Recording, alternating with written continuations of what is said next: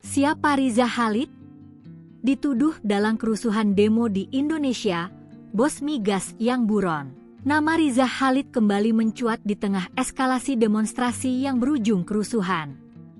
Sosok pengusaha migas itu disebut dalam sejumlah pesan dukungan terhadap Presiden Prabowo Subianto yang beredar di tengah situasi politik yang memanas. Dalam pesan tersebut, Riza disebut sebagai bagian dari pencapaian pemerintahan, meski belum ada klarifikasi resmi dari pihak terkait.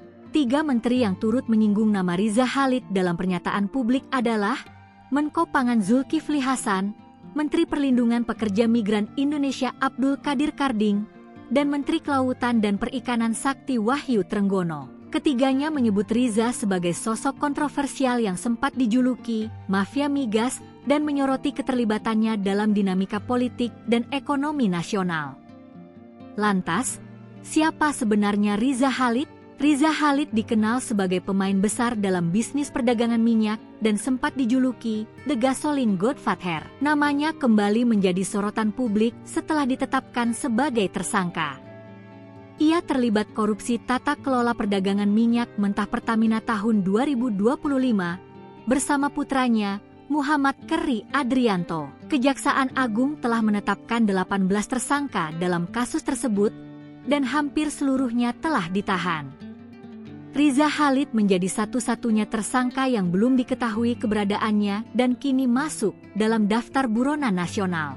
Sebagai bagian dari proses hukum, Kejaksaan Agung telah menyita aset bernilai triliunan rupiah yang diduga terkait dengan tindak pidana korupsi dan pencucian uang. Di antaranya adalah kilang minyak PT Orbit Terminal Merak, OTM, di Cilegon, Banten, 3 unit rumah mewah di kawasan Rancamaya Golf Estate, Bogor, serta sejumlah kendaraan dan uang tunai yang terafiliasi dengan jaringan bisnis Riza Khalid.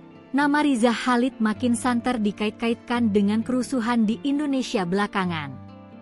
Kapolri Jenderal Polisi Listio Sigit Prabowo menegaskan, kepolisian akan menindaklanjuti dugaan keterlibatan Riza Khalid dalam kerusuhan selama gelombang demonstrasi. Ia mengatakan, seluruh proses penyelidikan dilakukan berdasarkan fakta dan bukti lapangan. Kapolri menyebut, pihaknya tengah menelusuri seluruh pihak yang diduga berperan dalam kerusuhan, termasuk pelaku lapangan, aktor intelektual, dan pihak yang diduga membiayai aksi anarkis.